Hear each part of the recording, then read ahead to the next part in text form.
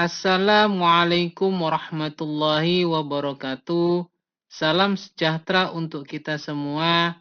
Semoga Tuhan Yang Maha Esa selalu melindungi kita dan menganugerahkan kesehatan kepada kita semua, serta semangat untuk terus belajar. Dalam pertemuan kali ini, kita akan melanjutkan bahasan pada mata kuliah teori akuntansi. Pada pertemuan kali ini dalam mata kuliah teori akuntansi, pokok bahasan kita adalah berkenaan dengan kerangka standar pelaporan keuangan Indonesia atau biasanya disingkat dengan KSPI, Kerangka Standar Pelaporan Keuangan Indonesia. Adapun agenda bahasanya dalam materi kerangka standar pelaporan keuangan Indonesia ini, kita awali dari pendahuluan terlebih dahulu, lalu kita lanjutkan dengan bahasan mengenai entitas dengan akuntabilitas publik, lalu dilanjutkan dengan bahasan mengenai entitas tanpa akuntabilitas publik, dan kita lanjutkan dengan bahasan mengenai perpindahan antar pilar standar akuntansi keuangan, serta yang terakhir adalah berkenaan dengan entitas syariah dan transaksi syariah. Sebagaimana kita ketahui bahwa kerangka standar pelaporan keuangan Indonesia ini didefinisikan sebagai seperangkat standar yang dalam hal ini mengatur penyusunan dan penyajian laporan keuangan di Indonesia. Nah, PSAK itu disusun oleh Ikatan Akuntan Indonesia dan dalam hal ini bertujuan untuk meningkatkan transparansi, akuntabilitas, dan konsistensi dalam pelaporan keuangan. Sehingga dengan adanya kerangka standar pelaporan keuangan Indonesia ini, tentunya diharapkan laporan keuangan yang ada di Indonesia dapat lebih transparan dan dapat dipahami oleh para pengguna, termasuk dalam hal ini investor, kreditor, dan regulator.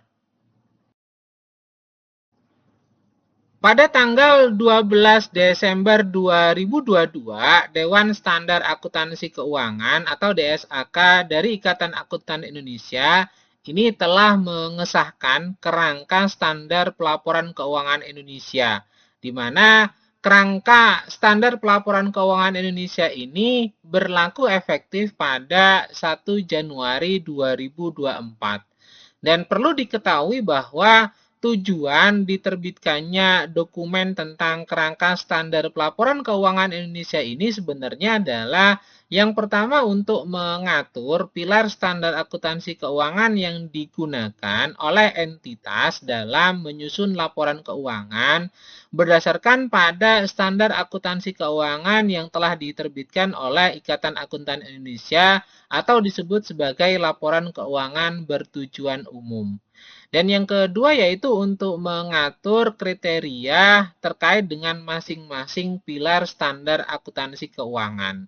Dan yang ketiga yaitu mengatur standar akuntansi keuangan yang berlaku untuk setiap pilar dalam standar akuntansi keuangan tersebut. Serta yang terakhir adalah mengatur persyaratan bagi entitas untuk berpindah dari satu pilar standar akuntansi keuangan ke pilar standar akuntansi keuangan lainnya. Ada 4 pilar standar akuntansi keuangan yang saat ini berlaku di Indonesia, yaitu pilar pertama adalah standar akuntansi keuangan internasional yang ini sebenarnya mengadopsi secara penuh dari IFRS atau International Financial Reporting Standard. Sedangkan pilar yang kedua ini adalah SAK Indonesia atau kita banyak menyebutnya sebagai SAK umum dan ini biasanya melakukan konvergensi terhadap IFRS menyesuaikan dengan kondisi dari lokal Indonesia itu sendiri. Dan yang ketiga terkait dengan pilar SAK ketiga adalah SAK entitas privat atau SAK Indonesia untuk entitas privat. Nah, ini sebenarnya SAK-EP ini menggantikan terhadap SAK Indonesia, yaitu SAK untuk entitas tanpa akuntabilitas publik, atau kita mengenalnya sebagai SAK etap. Artinya, SAK etap ini dianggap tidak berlaku lagi dan digantikan dengan SAK-EP atau SAK entitas privat. Dan pilar yang keempat yaitu SAK IMKM atau istilah formalnya adalah SAK Indonesia untuk entitas mikro kecil dan menengah. Nah, sedangkan entitas yang melakukan transaksi syariah ini pada prinsipnya harus tunduk pada standar akuntansi keuangan syariah, baik dengan menggunakan SAK Indonesia, SAK-EP, SAK etap, ataupun SAK IMKM. Namun untuk SAK syariah ini tidak diberlakukan untuk SAK internasional. Nah, siapa yang dimaksud dengan entitas syariah? Ini merupakan entitas yang dalam hal ini melakukan transaksi syariah sebagai kegiatan usaha berdasarkan pada prinsip syariah yang dinyatakan dalam anggaran dasarnya. Berdasarkan pada paparan tersebut, maka kita dapat melihat bahwa kerangka standar pelaporan keuangan Indonesia ini terdiri dari 4 pilar, di mana pilar pertama adalah SAK internasional, pilar kedua adalah SAK Indonesia atau SAK umum, pilar ketiga adalah SAK entitas privat yang dalam hal ini menggantikan SAK etap, dan pilar keempat adalah SAK IMKM. Dan ini semua pilar tersebut, baik pilar pertama, pilar kedua, pilar ketiga, dan pilar keempat merupakan kerangka konseptual atau prinsip pervasif. Artinya, merupakan suatu prinsip yang mewajibkan perusahaan untuk mempraktekkan pertimbangan akuntansi yang dalam hal ini menciptakan laporan keuangan yang andal serta relevan.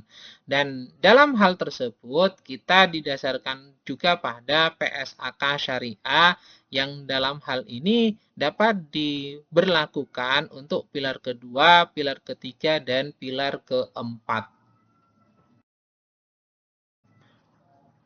Dapat kita ketahui bahwa sebenarnya dalam pilar standar akuntansi keuangan itu sangat berkaitan erat, di mana dapat dimulai dari standar akuntansi keuangan yang paling rendah yaitu SAK IMKM, lalu naik ke atasnya yaitu SAK EP atau entitas privat atau pengganti dari SAK etap, lalu naik ke atas yaitu SAK Indonesia atau SAK umum, dan naik kepada SAK internasional.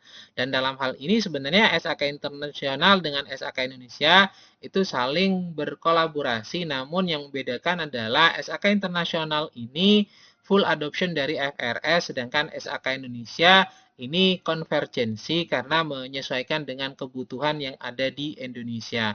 Nah, sedangkan penjelasan terkait dengan SAK atau Standar Akuntansi Keuangan Internasional ini merupakan pernyataan standar akuntansi dan interpretasi standar akuntansi atau ISAK yang dalam hal ini diterbitkan oleh Dewan Standar Akuntansi Keuangan Ikatan Akuntan Indonesia yang mengadopsi secara penuh terhadap IFRS Accounting Standard yang telah diterbitkan oleh International Accounting Standard Board atau IASB. Dan ini terdiri dari standar pelaporan keuangan internasional, ada standar akuntansi internasional, ada interpretasi IFRIC atau International Financial Reporting Interpretation Committee, dan ada interpretasi SIC atau Standard Interpretation Committee. Nah, SAK internasional ini merupakan hasil penerjemahan dari IFRS Accounting Standard dan tidak ada terdapat modifikasi atau penyesuaian dari IFRS standar yang diterbitkan oleh IASB tersebut. Artinya mutlak sama persis dengan IFRS, hanya diterjemahkan dalam bahasa Indonesia saja. Sedangkan SAK Indonesia atau SAK umum ini merupakan pernyataan standar akuntansi keuangan dan juga interpretasi standar akuntansi keuangan yang diterbitkan oleh Dewan Standar Akuntansi Keuangan Ikatan Akuntan Indonesia dan Dewan Standar Akuntansi Syariah Ikatan Akuntan Indonesia serta peraturan regulator pasar modal untuk entitas yang berada di bawah pengawasannya sepanjang peraturan regulator terhadap pasar modal tersebut itu tidak bertentangan dengan PSAK dan ISAK yang spesifik untuk suatu transaksi, peristiwa, ataupun kondisi. Dalam artian bahwa SAK Indonesia ini merupakan standar akuntansi keuangan yang menyesuaikan dengan kondisi di Indonesia. SAK Indonesia ini sebenarnya merupakan konvergensi IFRS Accounting Standard yang diterbitkan oleh IASB. Konvergensi SAK ke IFRS ini dilakukan dengan menerbitkan yang namanya SAK Indonesia yang mengacu pada IFRS dengan beberapa penyesuaian untuk mengakomodasi kondisi Indonesia. Dalam artian yang membedakan antara SAK internasional dengan SAK Indonesia atau SAK umum ini adalah kalau SAK internasional itu full adoption dari IFRS, artinya dia menerjemahkan dari IFRS tersebut ke dalam bahasa Indonesia sehingga istilahnya adalah SAK internasional. Namun SAK Indonesia ini merupakan hasil konvergensi dan dilakukan konvergensi dari IFRS yang dalam hal ini ada penyesuaian untuk mengakomodasi mengenai kondisi di Indonesia. Kondisi tersebut antara lain adanya beberapa IFRS yang tidak diadopsi di Indonesia karena tidak relevan dan adanya beberapa modifikasi persyaratan dalam IFRS Accounting Standard. Sehingga SAK Indonesia ini juga mengakomodasi beberapa PSAK dan ISAK yang dikembangkan untuk memenuhi kebutuhan lokal Indonesia mengenai ketentuan dalam pelaporan keuangannya. SAK berikutnya adalah SAK entitas privat atau yang menggantikan terhadap SAK etap. Bahasa bakunya yaitu SAK Indonesia untuk entitas privat atau SAK Indonesia untuk entitas tanpa akuntabilitas publik. Dan ini merupakan standar akuntansi keuangan yang diterbitkan oleh Dewan Standar Akuntansi Keuangan Ikatan Akuntan Indonesia yang dapat digunakan oleh entitas privat atau entitas tanpa akuntabilitas publik yang memenuhi persyaratan yang ditetapkan dalam standar akuntansi keuangan dimaksud. SAKEP atau SAK etap ini sebenarnya berlaku bagi entitas tanpa akuntabilitas publik. Namun juga berlaku bagi entitas dengan akuntabilitas publik sepanjang otoritas yang berwenang ini membuat regulasi yang mengizinkan terhadap penggunaan SAKEP atau SAK etap tersebut bagi entitas yang akuntabilitas publik tersebut itu menginginkan untuk menggunakan SAKEP atau SAK etap dalam laporan keuangannya. Nah, untuk SAK entitas privat yang menggantikan SAK etap ini merupakan konvergensi dari IFRS for Small and Medium Enterprise yang diterbitkan oleh IASB dengan beberapa penyesuaian yang dilakukan untuk menyesuaikan dengan kondisi Indonesia dan juga dengan standar akuntansi keuangan Indonesia atau SAK umum. Nah, SAK entitas privat ini akan menggantikan SAK etap yang mulai berlaku efektif untuk periode tahun buku yang dimulai pada tanggal 1 Januari 2025 dengan penerapan dini yang diperkenankan. Sehingga dalam hal ini maka SAK etap itu tidak berlaku lagi pada 1 Januari 2025 digantikan dengan SAK entitas privat. Nah, perbedaan dengan SAK umum atau SAK Indonesia yaitu untuk SAK umum atau SAK Indonesia ini sama menggunakan konvergensi dari FRS tapi untuk yang SAKEP ini konvergensinya dari FRS itu adalah yang small medium enterprise-nya, bukan kepada bisnis yang besarnya. Sedangkan SAK IMKM atau SAK Indonesia untuk entitas mikro, kecil, dan menengah ini merupakan SAK yang diterbitkan oleh Dewan Standar Akuntansi Keuangan Ikatan Akuntan Indonesia yang dapat digunakan untuk entitas mikro, kecil, dan menengah yang memenuhi persyaratan dalam standar akuntansi keuangan yang dimaksud.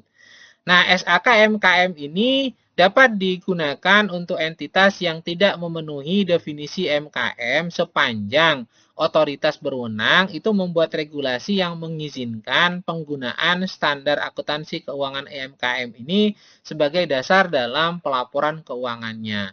Nah, SAK-MKM ini merupakan standar yang paling sederhana untuk memberikan kemudahan dan mengakomodasi kebutuhan dalam penyusunan laporan keuangan IMKM.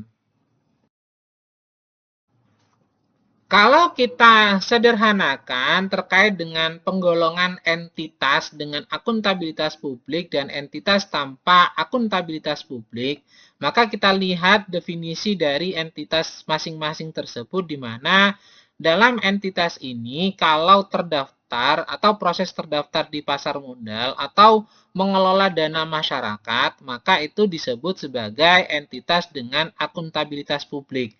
Namun kalau tidak terdaftar atau tidak memiliki proses terdaftar di pasar modal atau tidak mengelola dana masyarakat, itu dinamakan entitas tanpa akuntabilitas publik.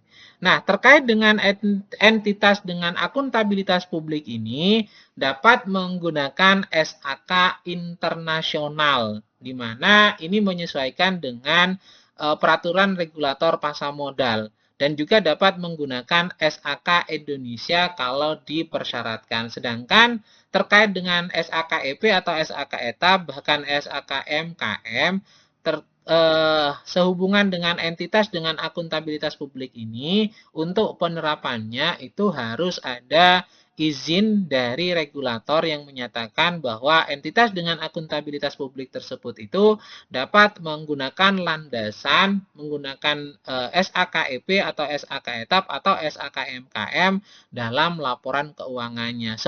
Senyampang tidak ada izin dari regulator tersebut, maka untuk entitas dengan akuntabilitas publik tersebut itu harus menerapkan SAK Indonesia atau SAK internasional. Sedangkan untuk entitas tanpa akuntabilitas publik, ini dapat menerapkan SAK Indonesia dan juga SAK EP atau SAK ETAP.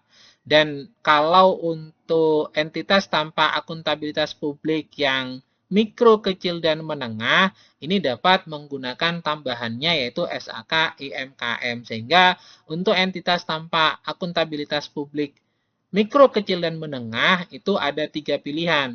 Mau menggunakan SAK Indonesia, mau menggunakan SAK EP atau ETAP, atau mau menggunakan SAK IMKM.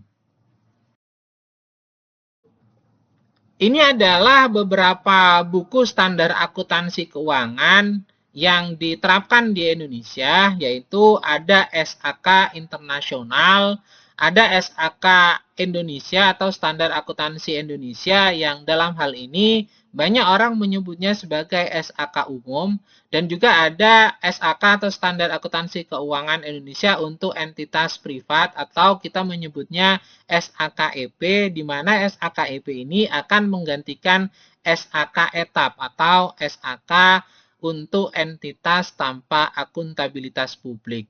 Selain itu juga ada SAK Indonesia untuk entitas mikro, kecil, dan menengah yang biasanya kita menyebutnya sebagai SAK IMKM. Dan yang terakhir yaitu SAK Syariah atau Standar Akuntansi Keuangan Syariah yang dapat diberlakukan untuk semua SAK atau semua standar akuntansi keuangan terkecuali untuk SAK internasional.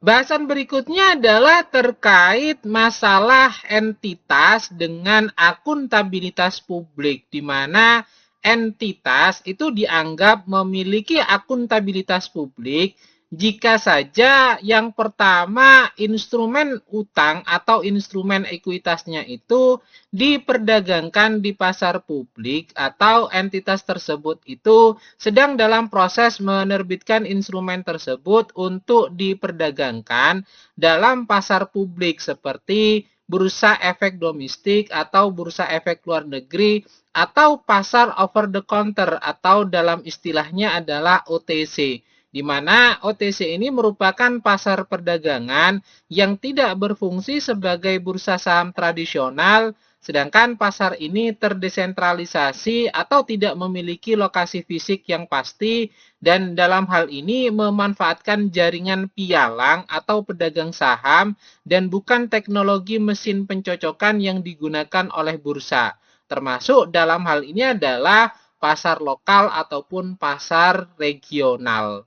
Nah, atau entitas memiliki akuntabilitas publik itu jika entitas tersebut itu menguasai aset dalam kapasitasnya sebagai fidusia atau pengelola dana masyarakat bagi suatu kelompok di mana pihak luar yang beragam ini sebagai usaha utamanya, yang dalam hal ini memenuhi kriteria ini biasanya adalah sebagian besar perbankan, koperasi simpan pinjam atau kredit union, perusahaan asuransi, broker atau dealer sekuritas, reksadana, dan juga termasuk bank investasi.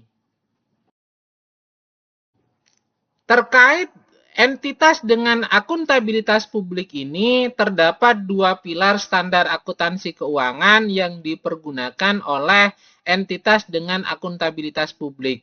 Apa saja pilar SAK tersebut atau pilar standar akuntansi keuangan tersebut? Yaitu yang pertama adalah pilar 1 yang merupakan standar akuntansi keuangan internasional, yang dalam hal ini berlaku bagi entitas dengan akuntabilitas publik yang berdasarkan peraturan regulator pasar modal yang berlaku, itu memiliki hak untuk memilih antara SAK internasional sebagai dasar pelaporan keuangannya. Dan yang kedua atau pilar kedua adalah SAK Indonesia atau banyak menyebutnya sebagai SAK umum, yang dalam hal ini berlaku bagi entitas dengan akuntabilitas publik yang tidak memiliki hak untuk memilih SAK internasional sebagai dasar pelaporan keuangannya. Dan bagi entitas yang memiliki hak namun dalam hal ini memilih untuk tidak menggunakan SAK internasional sebagai dasar pelaporan keuangannya, ini juga dapat menggunakan SAK Indonesia. Sedangkan terkait dengan kriteria penerapan SAK internasional, di mana dalam hal ini entitas dengan akuntabilitas publik ini dapat menyusun laporan keuangan sesuai dengan SAK internasional jika entitas tersebut itu memiliki akuntabilitas publik pada setiap saat selama periode pelaporannya, dan juga berhak untuk melakukan pelaporan keuangan itu sesuai dengan SAK internasional berdasarkan pada peraturan regulator pasar modal yang berlaku, yang dalam hal ini memilih untuk melakukan pelaporan keuangan sesuai dengan SAK internasional. Nah, entitas yang memilih untuk menyusun laporan keuangan bertujuan umum sesuai dengan SAK internasional ini menerapkan persyaratan dalam SAK internasional untuk periode pelaporan sejak saat entitas tersebut itu memilih untuk menerapkan SAK internasional.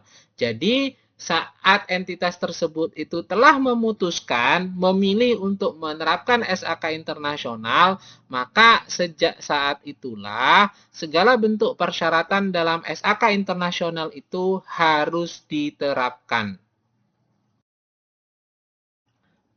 Sedangkan terkait dengan kriteria penerapan SAK Indonesia atau Standar Akuntansi Keuangan Indonesia, maka dalam hal ini entitas itu dapat menyusun laporan keuangan sesuai dengan SAK Indonesia jika entitas tersebut itu memiliki akuntabilitas publik pada setiap saat selama periode pelaporan atau memiliki akuntabilitas publik namun dalam hal ini tidak berhak untuk menerapkan pelaporan keuangan sesuai dengan SAK internasional berdasarkan pada peraturan regulator pasar modal atau tidak memiliki akuntabilitas publik namun memilih untuk melaporkan keuangannya itu berdasarkan SAK Indonesia.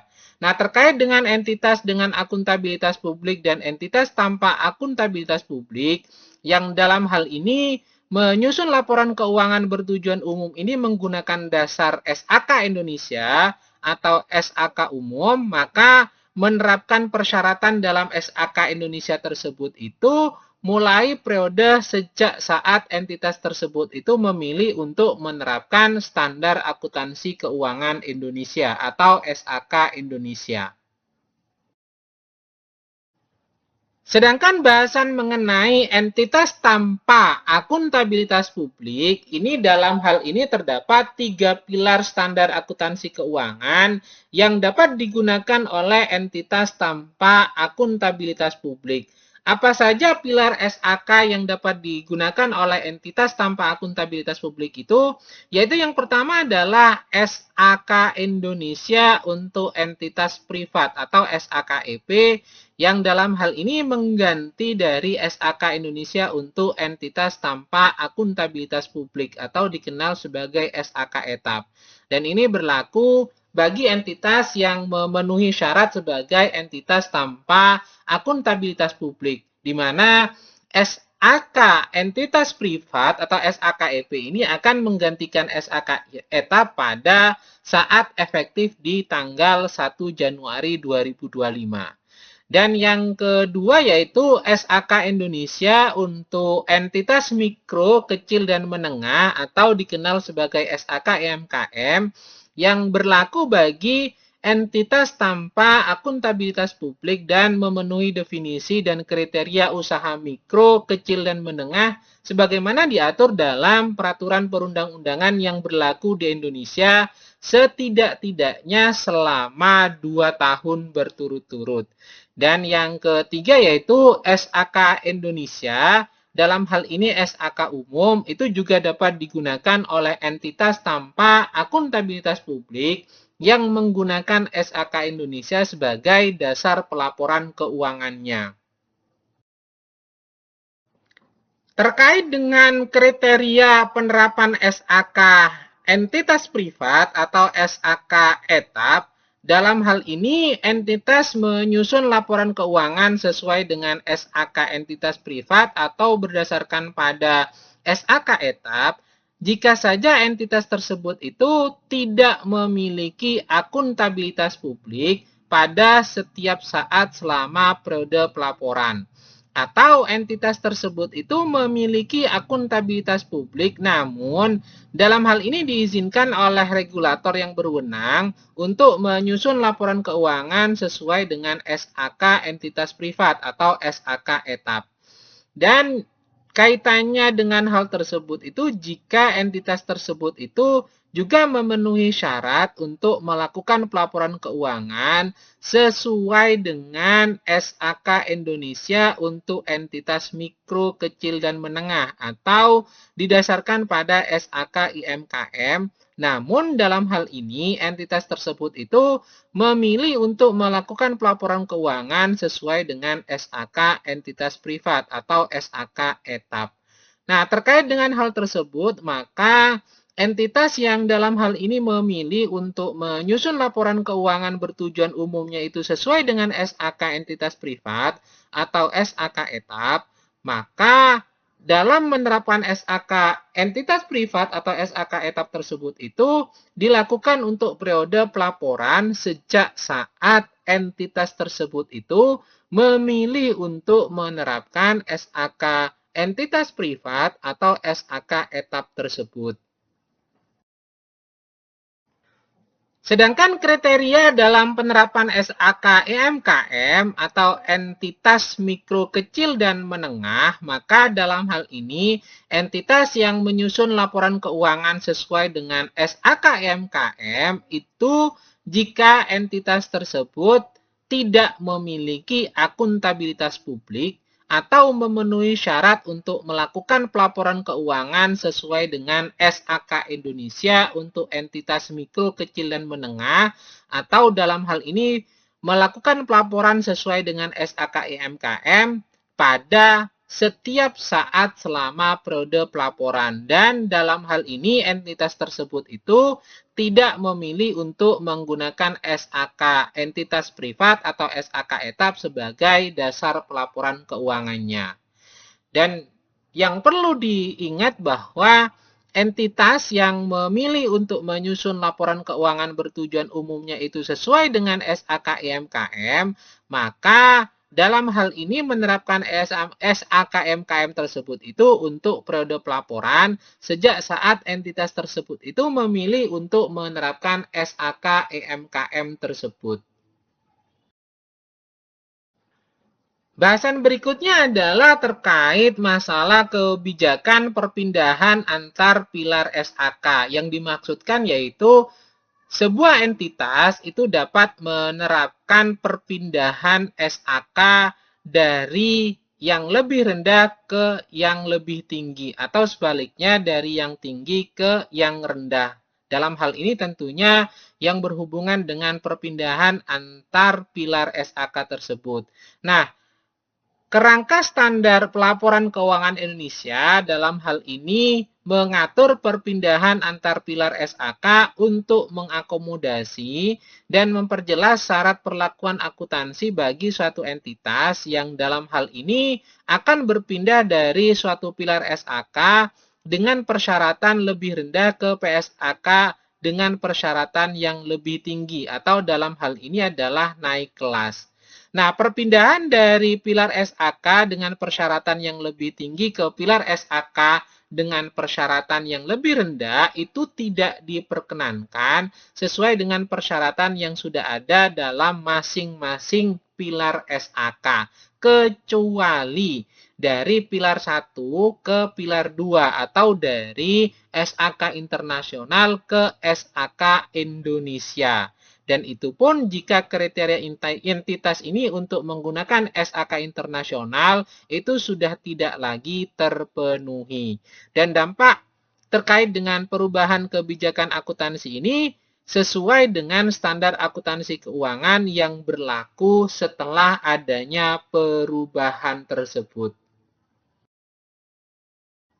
Untuk lebih memahami berkenaan dengan maksud dari perpindahan antar pilar SAK tersebut, maka kita mulai dari perpindahan naik pilar SAK di mana perpindahan tersebut itu dari pilar 2 ke pilar 1 atau dari SAK Indonesia ke SAK internasional. Nah, dalam hal ini ketika entitas yang menerapkan SAK Indonesia ini memiliki hak untuk memilih dalam menerapkan SAK internasional berdasarkan pada peraturan regulator pasar modal yang berlaku, maka entitas tersebut itu dapat menerapkan SAK internasional untuk periode pelaporan sejak saat entitas tersebut itu memilih untuk menerapkan SAK internasional. Dan entitas yang telah memilih untuk menerapkan SAK internasional tersebut itu menerapkan secara konsisten terkait SAK internasional untuk seterusnya sampai hak untuk memilih penerapan SAK internasional tersebut itu tidak berlaku lagi berdasarkan pada peraturan regulator pasar modal. Dan entitas yang menerapkan SAK Indonesia dan kemudian menerapkan SAK internasional, maka dalam hal ini itu wajib untuk menerapkan PSAK atau Pernyataan Standar Akuntansi Keuangan dengan nomor I101 tentang adopsi perdana standar akuntansi keuangan internasional. Dan dampak atas perubahan kebijakan akuntansi, pengakuan, dan pengukuran karena perpindahan pilar SAK tersebut itu diperlakukan sesuai dengan persyaratan yang tertuang dalam PSAK I101 tersebut. Perpindahan naik pilar SAK berikutnya yaitu dari pilar 3 ke pilar 2 atau dari SAK entitas privat atau SAK etap ke SAK Indonesia.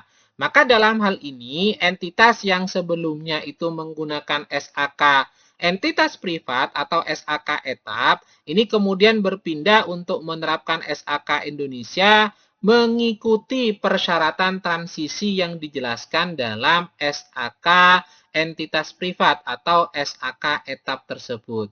Dan entitas yang sebelumnya menggunakan SAK EP atau SAK etap ini kemudian menerapkan SAK Indonesia dan mencatat dampak perubahan kebijakan akuntansi, pengakuan dan pengukurannya sesuai dengan yang tercantum dalam PSAK nomor 208 yang dalam hari ini berkaitan dengan kebijakan akuntansi, perubahan estimasi akuntansi, dan kesalahan.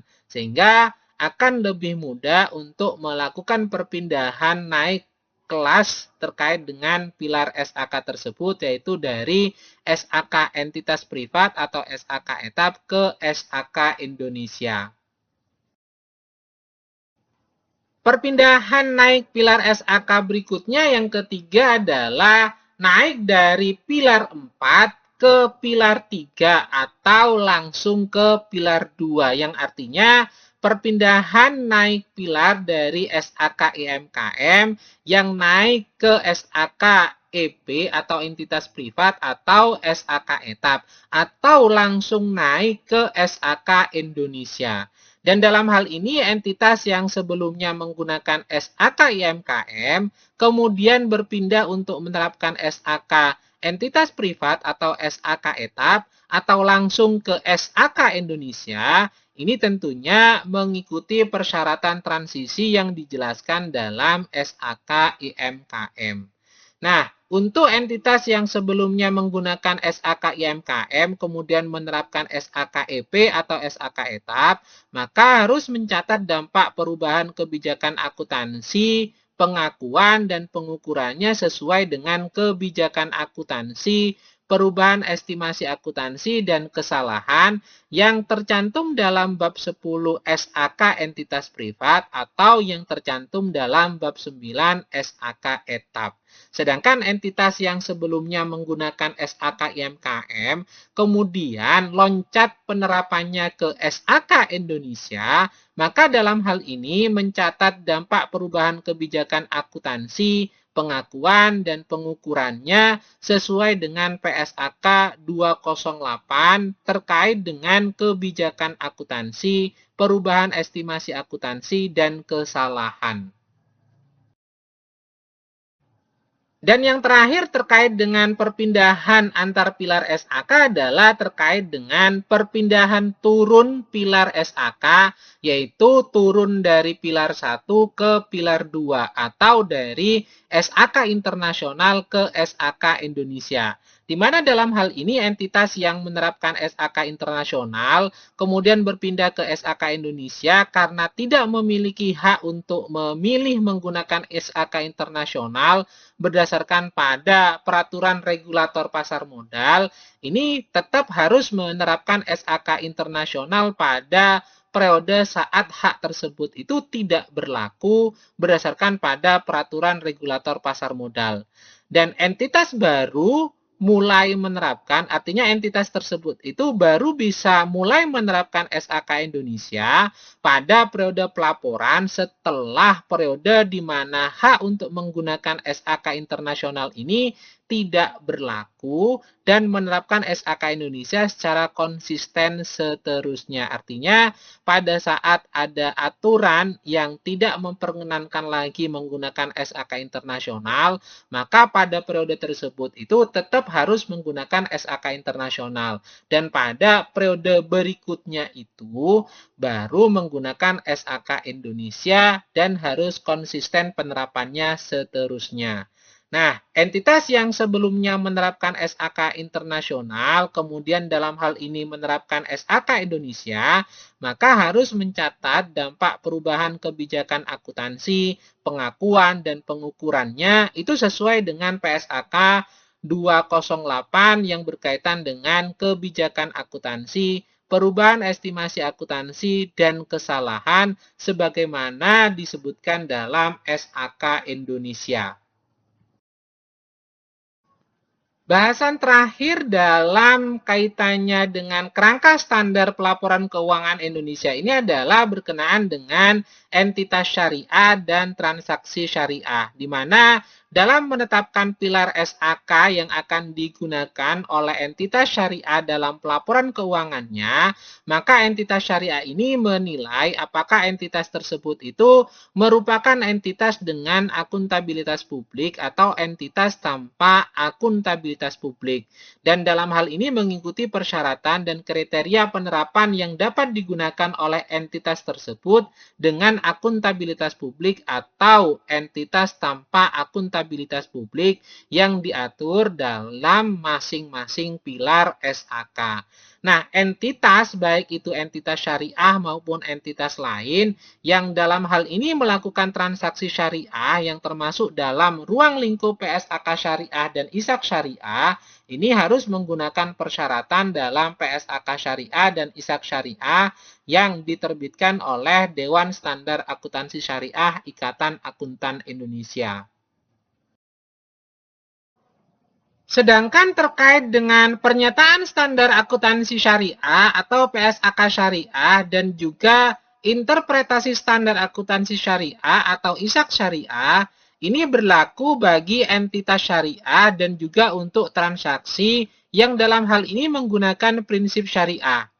Nah, PSAK syariah dan SAK syariah ini dapat diterapkan pada SAK Indonesia dan juga dapat diterapkan pada SAK entitas privat atau SAK etap, serta juga dapat diterapkan pada SAK IMKM sepanjang dalam hal ini memenuhi syarat dalam penerapan suatu transaksi yang diatur pada masing-masing pilar SAK tersebut. Namun, terkait dengan PSAK syariah dan ISAK syariah ini tidak dapat diterapkan pada SAK internasional. Dalam artian, PSAK syariah ini tidak bisa diterapkan pada SAK internasional, tapi dapat diterapkan pada pilar yang lainnya, yaitu SAK Indonesia, SAK EP atau SAK etap, dan juga SAK EMKM.